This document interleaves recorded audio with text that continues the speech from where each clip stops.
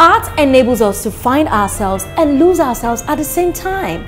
Now, that is what we do right here on the Art Express. We find and discover ourselves through the arts. Welcome to the show. My name is Tolulokwe Lamidi, your regular host.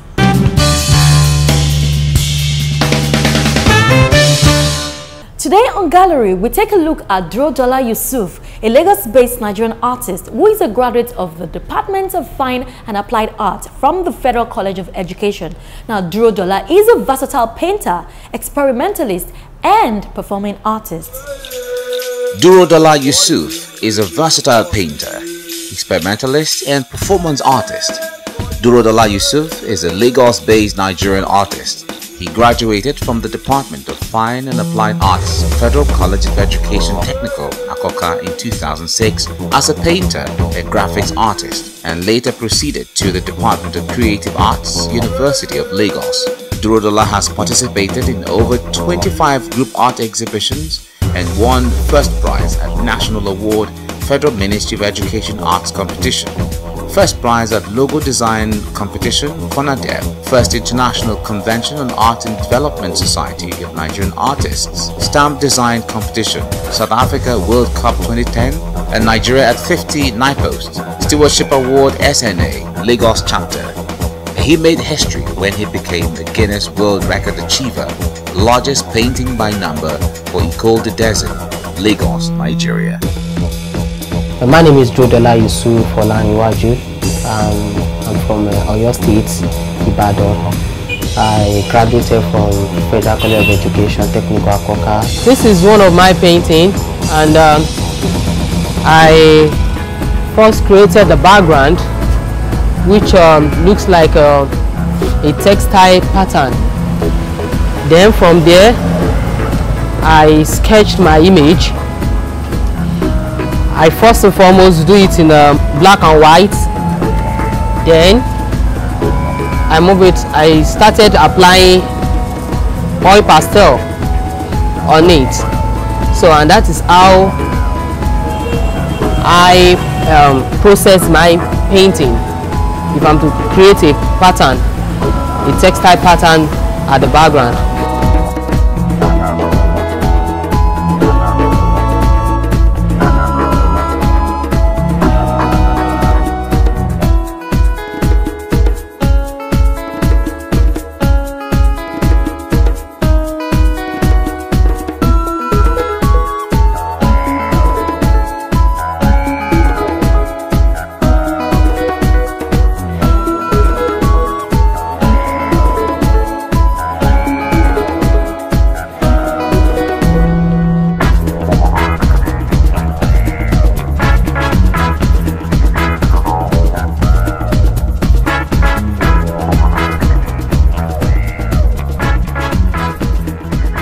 The idea behind this style is to infuse both the image and the background together. So I'm matching as if the background is reflecting on the image. So, and before I do that, I first create the background in a textile form. I actually use acrylic for everything. Then I drawing the image. After I've applied acrylic in a wash form, then I started putting oil pastel on it to bring it out. The title of this is Me and 2. So it's Me and 2. That's you are trying to project your thought, your innermost of ideas, how you feel, your feelings. So, and as you look at the image, you can actually tell the mood of the object, the subject of the painting here. You can tell the mood, and that's what I'm capturing here.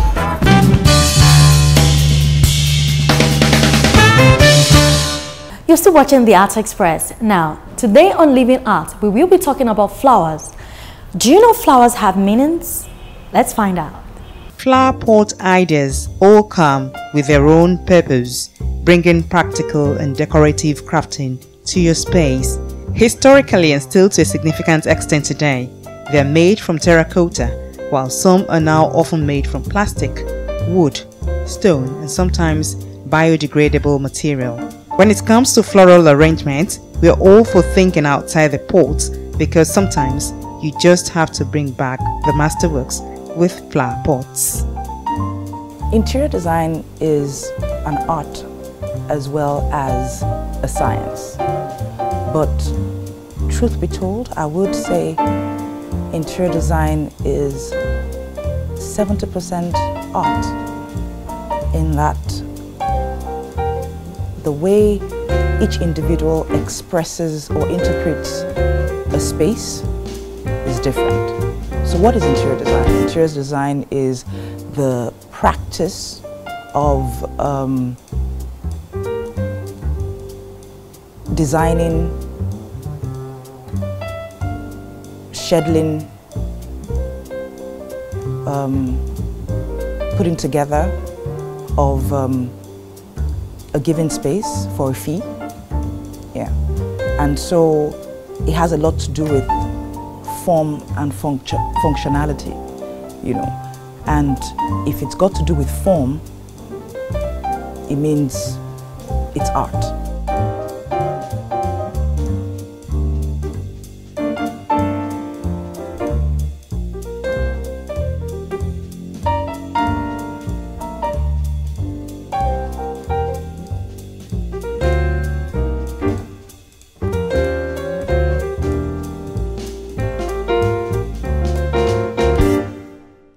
I work with a lot of flowers.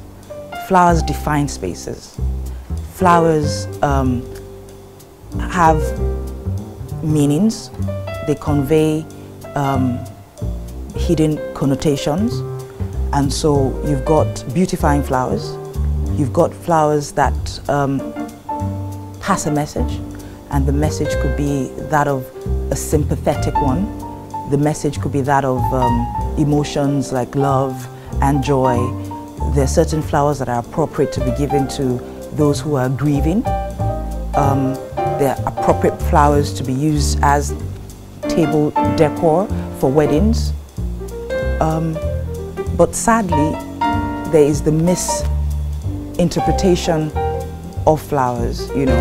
As long as they're bright and they're gay, we're happy to use them anywhere, but we ought to be cognizant of the fact that they have messages that they convey.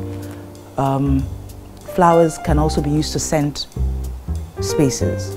Say the Queen of the Night, for instance. Jasmine. Those are flowers that would scent up a space naturally, and they tend to last longer than any of the artificial diffusers that we've got. I don't work with a lot of live flowers. I work with a lot of faux flowers, the artificial flowers. And as beautiful as the live flowers are, they are quite expensive.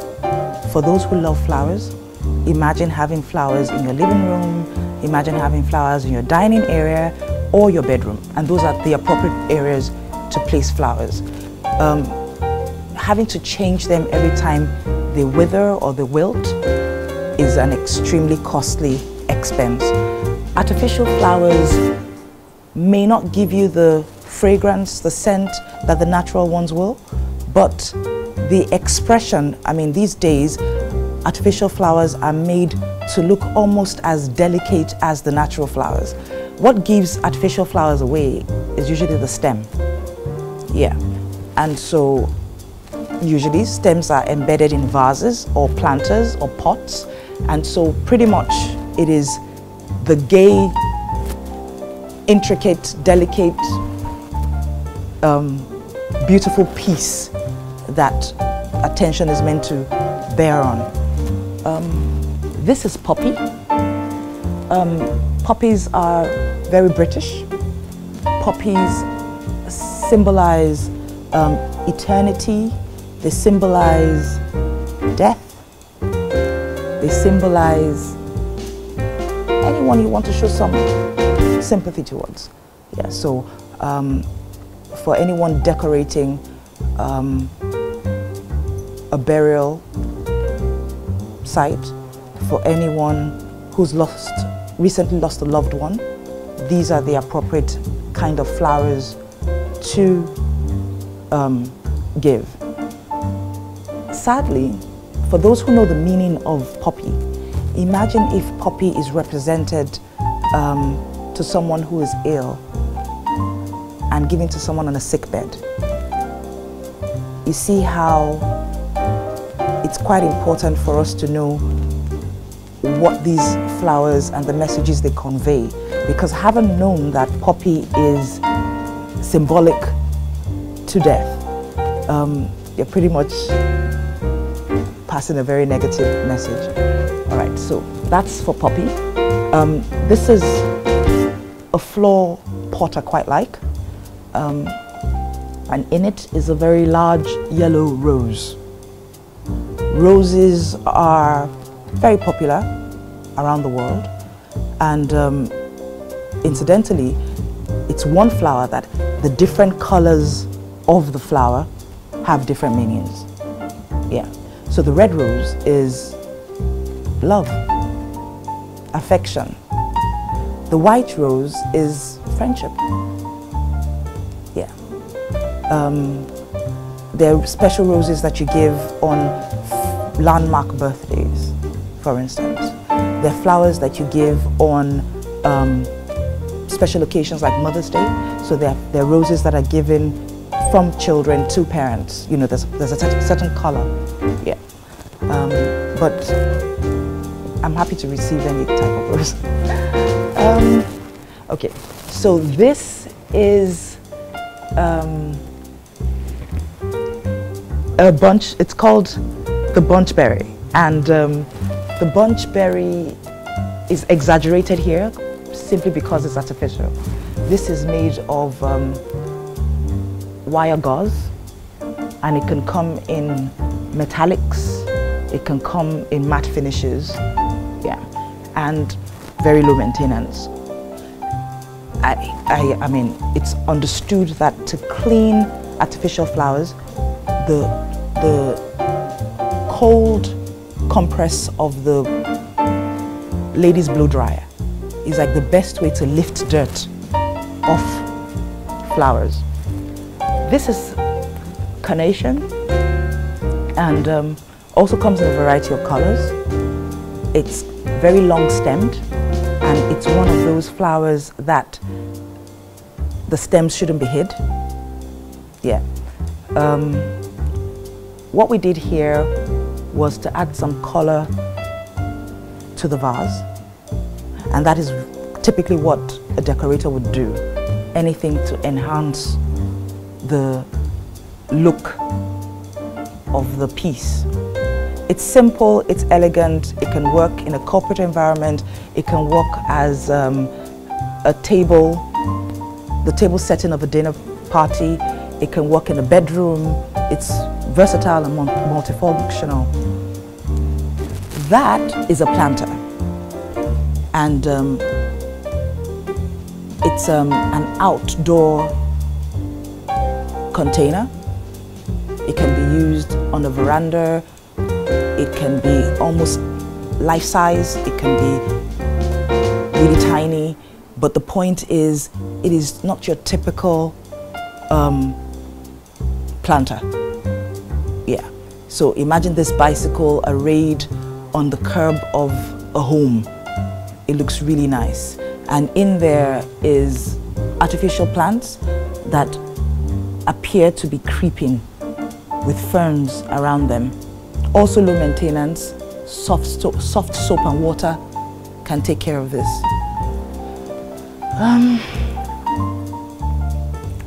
That on the console table is a diffuser, and rather than reed sticks, we've got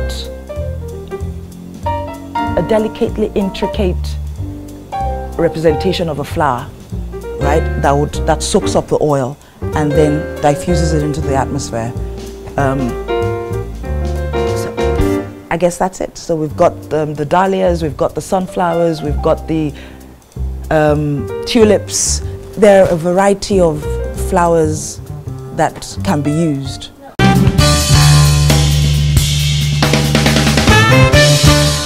On our theatre segment this week, the stage at the Jegba Forest Theatre presents these beautiful theatrical performances. Let's enjoy. Those who stand, let them stand well. Those who stoop, let them stoop well. Those who sit on the veranda, let them receive our thanks. You, the elders who come from afar, I thank you for honoring this day. I pounded young son. I offered it to Eshu, the trickster. Eshu refused to eat. I prepared yam flowers softly. Eshu refused to eat. And I asked him, will you stay indoor or outside? He said outside. When death comes looking for me, it will meet Eshu outside.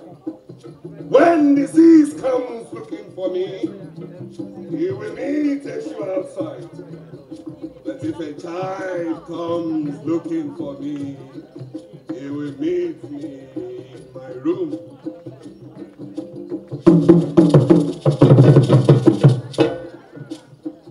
When I left my house, my father told me, don't go through the market. I said, but why? Are you in debt? Do you hold a butcher? When I left my home, my mother said to me, don't go through the market. I said, but why? Are you in debt to the seller of salt? Oh, you, my parents, when you don't see the river, will you forget the waves? When you don't see the thunder, will you forget the rain? When you don't see me anymore, will you forget me? Is it not you who decide when a child is old enough to have a quiver? Is it not you who decide when a child is old enough to have an arrow? It was you who decided that I was old enough to move into another house. If you don't know an elephant, at least you hear his voice. If you don't know the sea, at least you taste the salt in your soup.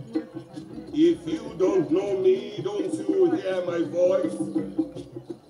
I looked right, but I saw no tree taller than the silk cotton tree. I looked left, but I saw no tree taller than the silk cotton tree. I looked in front of me, and I could not see anyone who resembles my father. And quite recently, I just summarized and said, Professor Oreshenka remains the moral barometer of this republic. You know, he's a man of so many parts, but more importantly, he continues to lead us. There are not many heroes left in Nigeria, and he remains the icon of icons.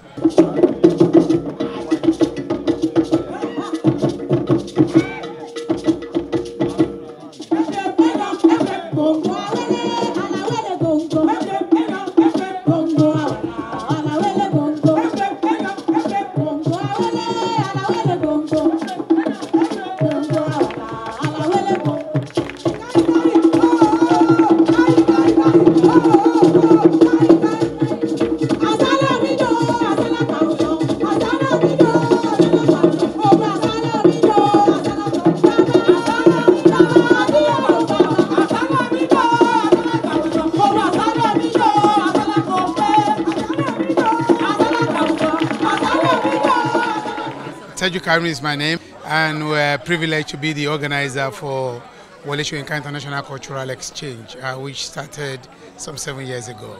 What informed the idea originally, it's a belief in that once people come together, sit down, talk, any issue, no matter how big, can be resolved.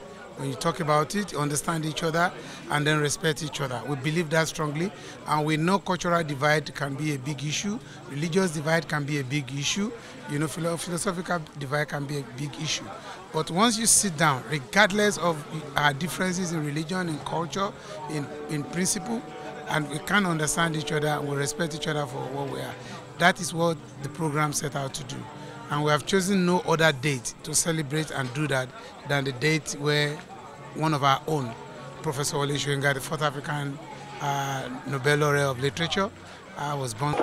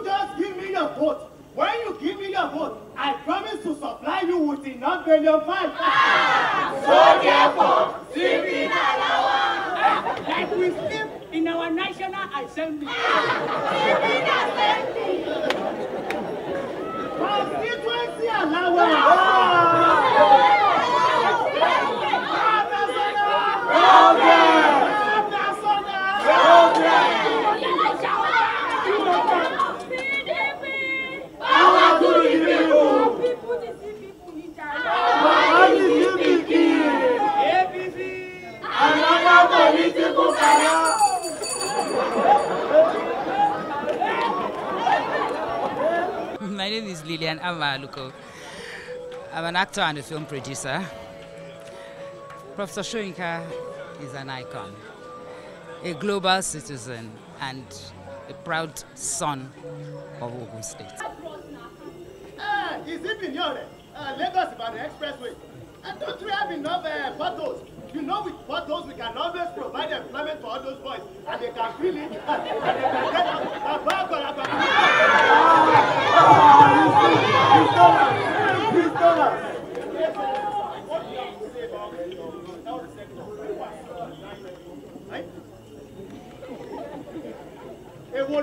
Do you look like somebody who is dying? Do you look like somebody who is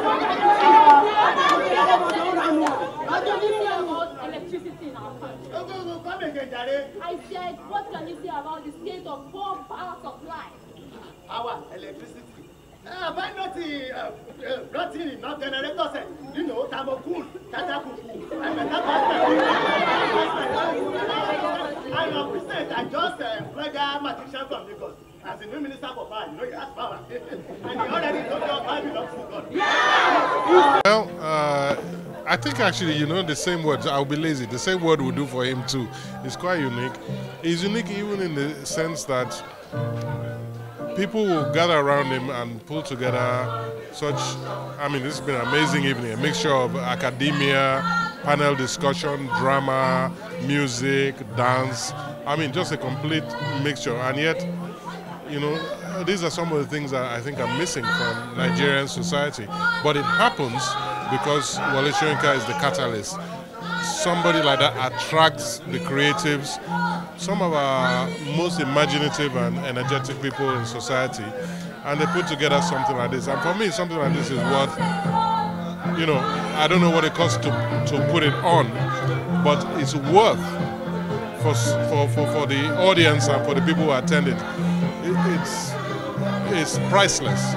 These are unique things that happen in Nigeria, but sadly, in general, maybe people are too busy trying to survive, but we don't put a value on this. So those few people, well, there are many people here tonight, but those people, you know, compared to the wider population, those few who made it, who are privileged to be here tonight, I think they're very lucky. Wole Soyinka, as I said on the program today, is a quintessential human being. The quintessential Nigerian, the quintessential African, the quintessential human being, and the quintessential artist. the one that has managed to soar above the odds. You know, the one tree that is actually making a forest by standing up as a moral pillar.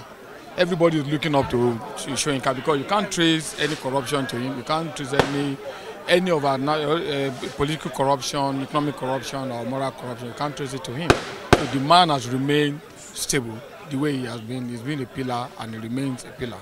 So that's the way I would describe Soyinka. Can I have a W? Can I have an O? Can I have an L? Can I have an E? Can I have a 1A? Yay, Cotton. Thank you very much. Happy birthday, Professor Wole Soyinka.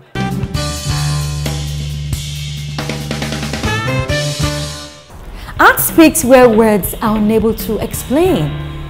I guess the place says it all. Now that is how we will be wrapping this special edition of the Art Express. Do join us same time, same station next week. My name is Tolokwe Lamidi, signing out.